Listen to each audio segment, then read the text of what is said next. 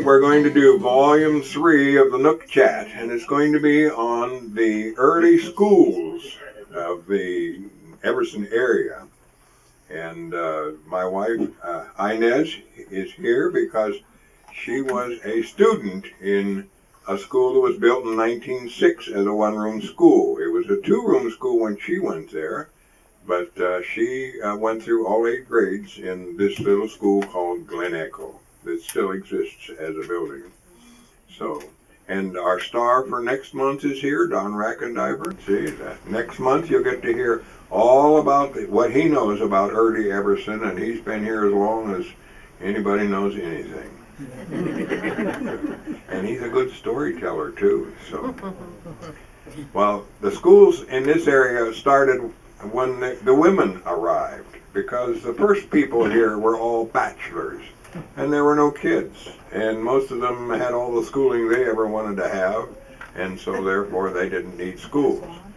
But about 1876 or so, Moultrie built a store over at the crossing, which is just west of Everson, and shortly thereafter the women started to arrive, and there was a couple of families that came with children already produced, and but they were very few, and there was no schools, and so the first school in the area was built at the crossing.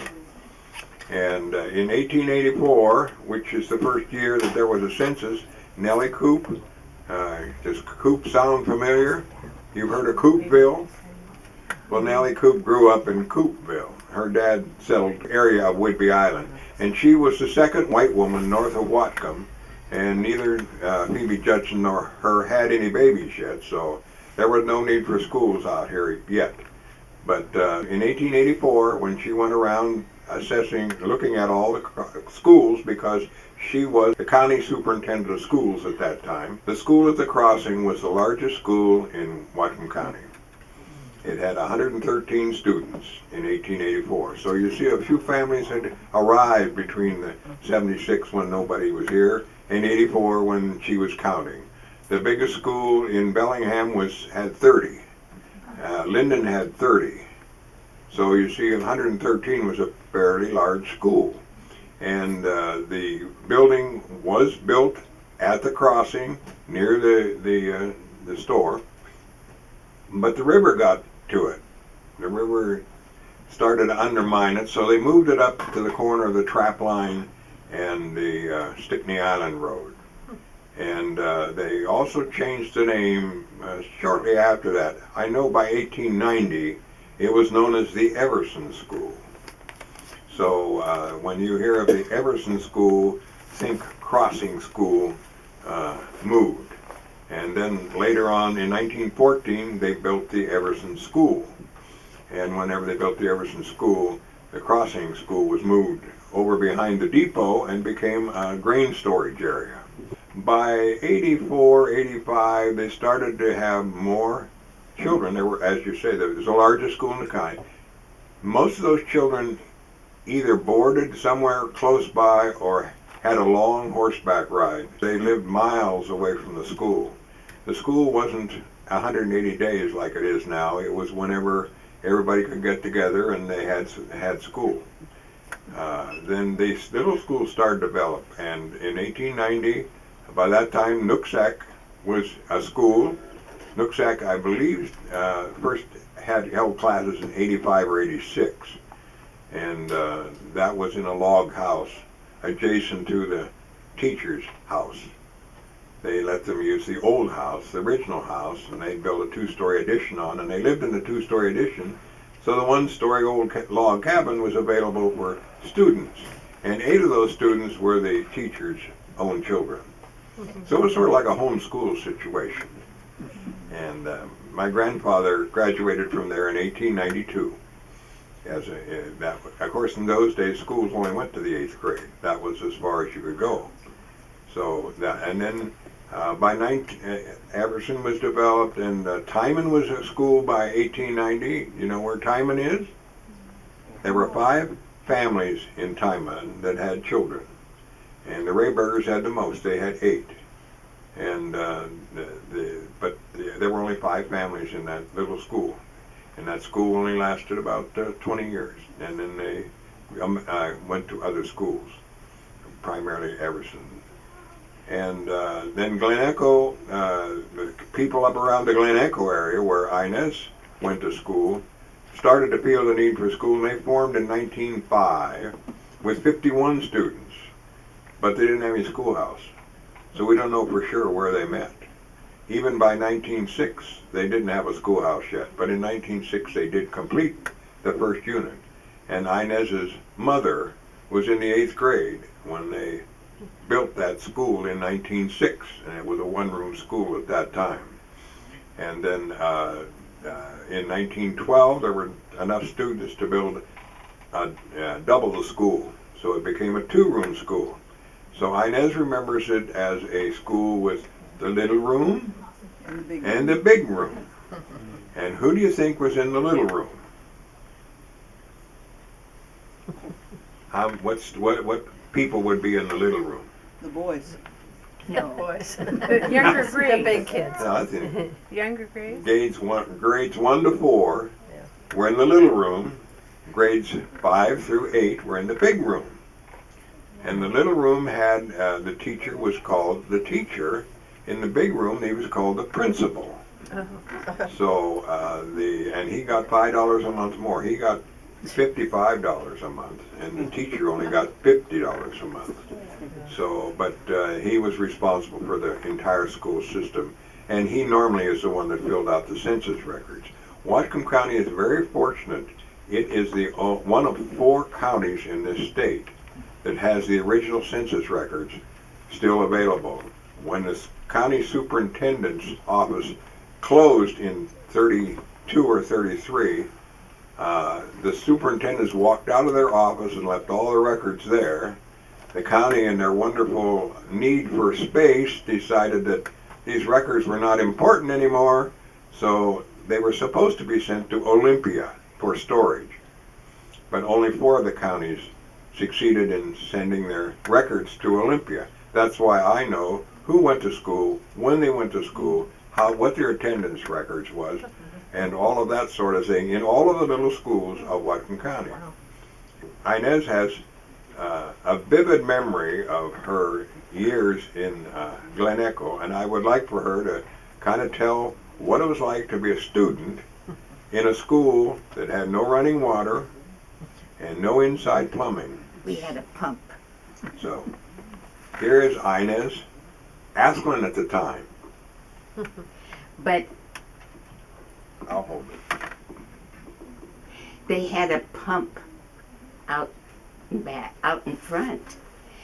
And if boys said naughty words, the teacher and whoever wanted to watch it could go out to the pump. They had a bar soap. They put soap on in his mouth. Oh, we felt sorry for him. But and then we had another boy. They called him Leroy Morningstar, Grandpa's boy.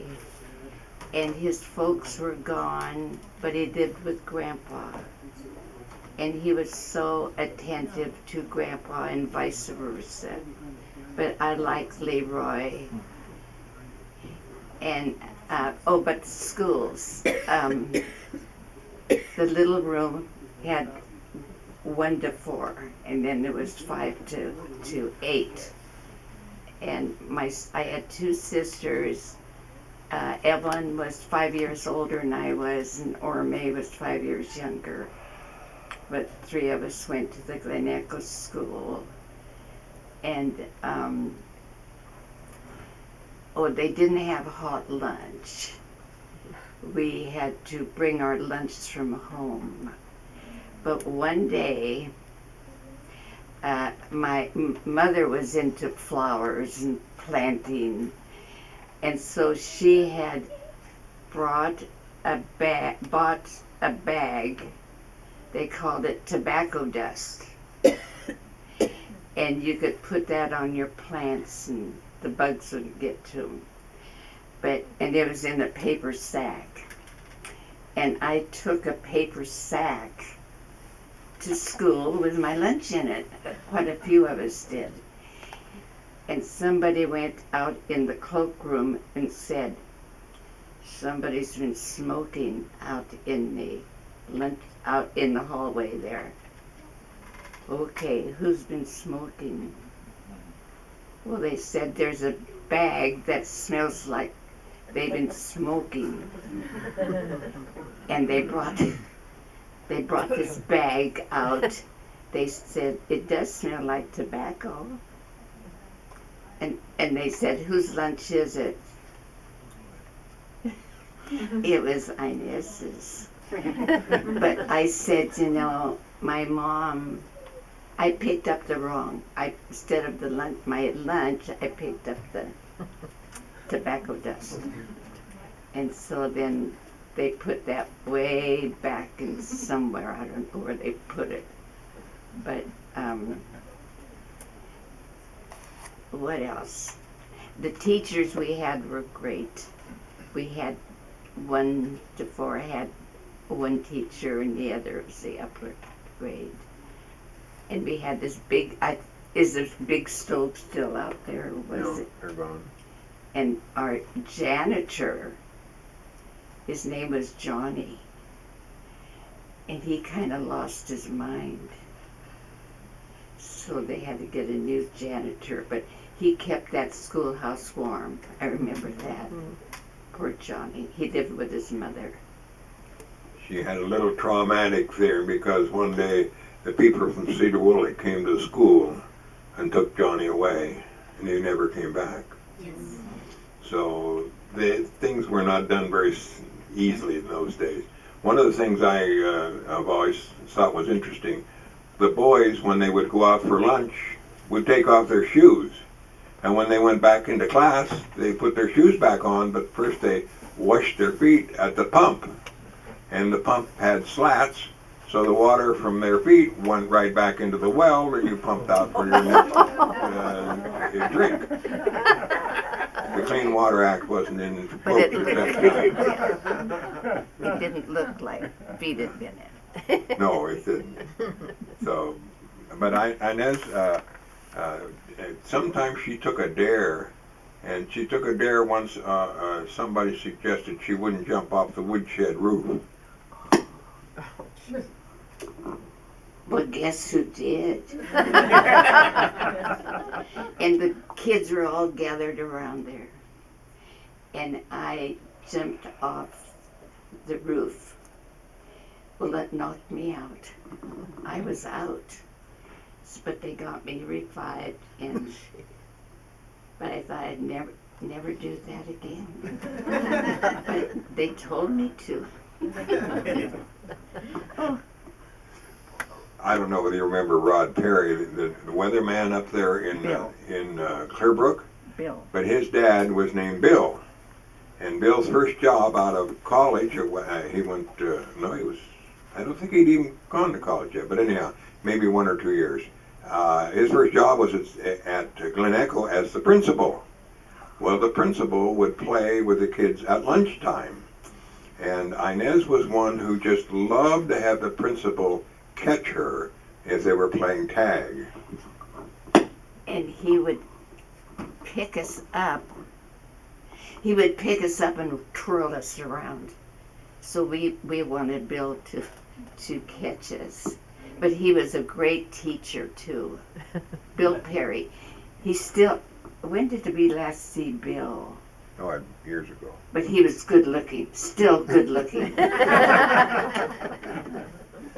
So sometimes the students did more than other things. The other thing is you need to remember that there weren't any hotels around, so that the teachers stayed in the families' homes. And Inez's home was one that housed many of the teachers that came to the school. She had other relatives. Her family, her dad's family of 5 siblings, and her mother's family of 5 siblings, all their children went to Glen Echo. So it was really like a family reunion there. And if you read the Glen Echo book, which she and I wrote, you'll find out an awful lot about her family from that book, because they did a lot of things together. The school was eventually closed in 42 when it consolidated.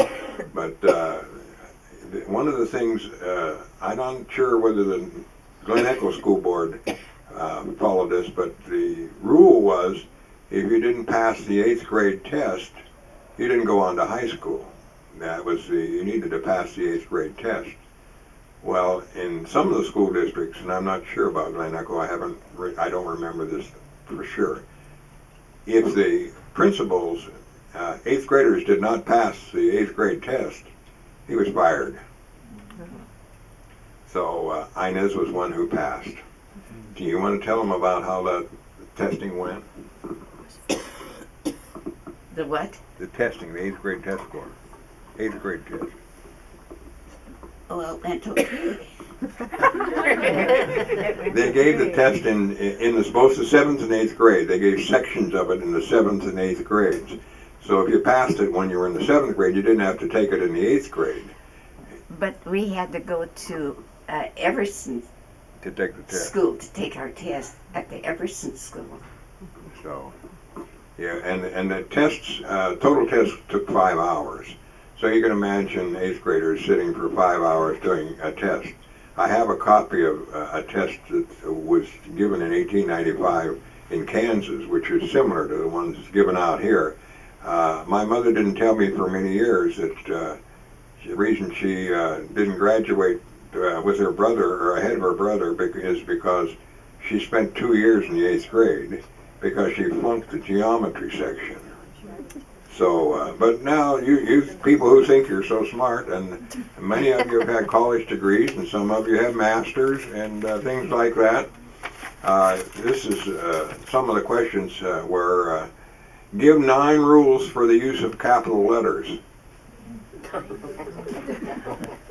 Now, that one wasn't too hard, but name the parts of speech and define those that have no modifications. Or define verse, stanza, and paragraph. Or what are the principal parts of a verb? Parts of a verb? Maybe adverb, and I don't know. And it says 7 to 10, write a composition of about 150 words and show therein that you understand the practical use and rules of grammar. And then you were allowed an hour and a quarter on that, an hour and 15 minutes on that. Is that in your book? Those Yes. points? Oh, good. Yeah, Okay.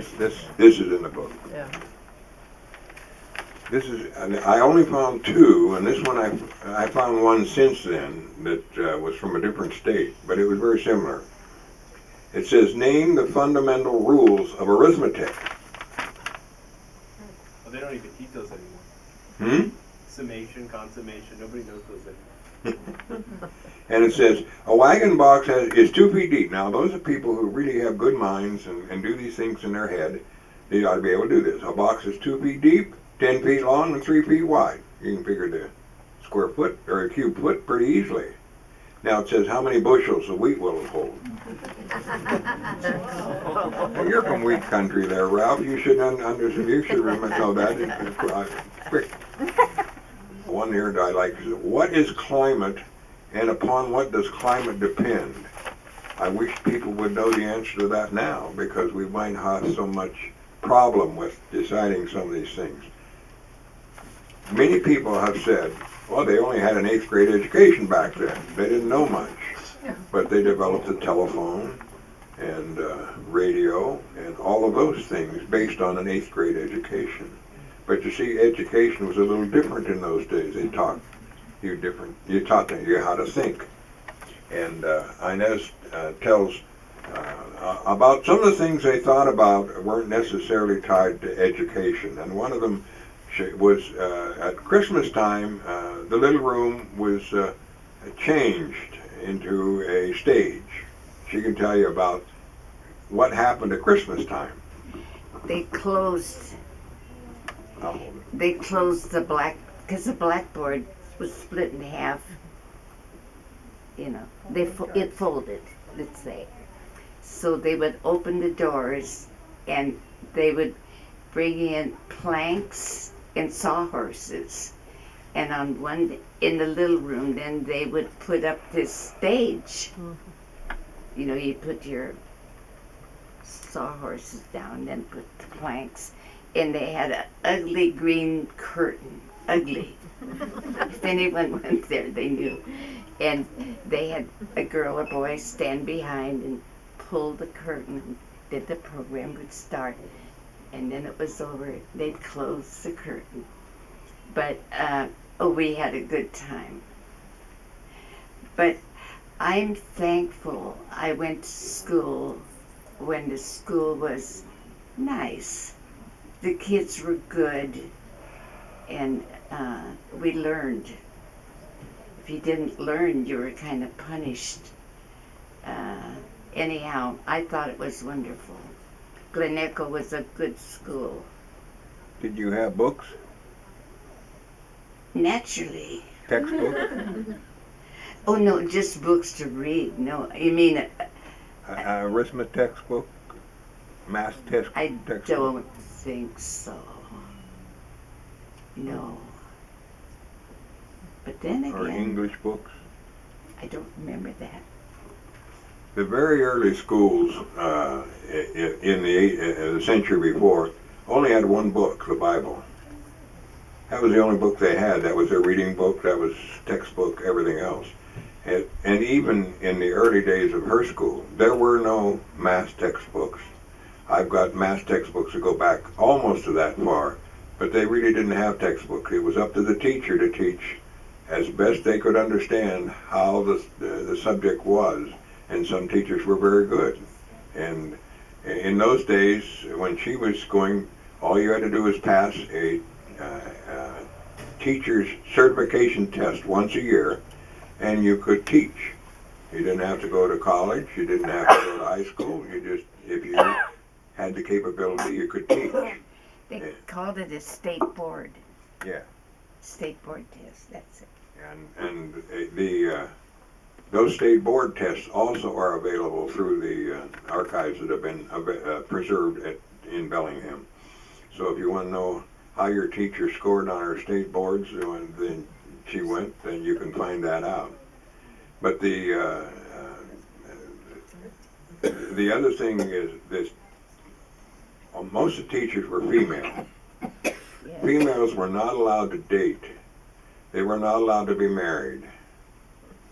And men could date once a week unless they went to church every Sunday, and then they were allowed 2 dates a week.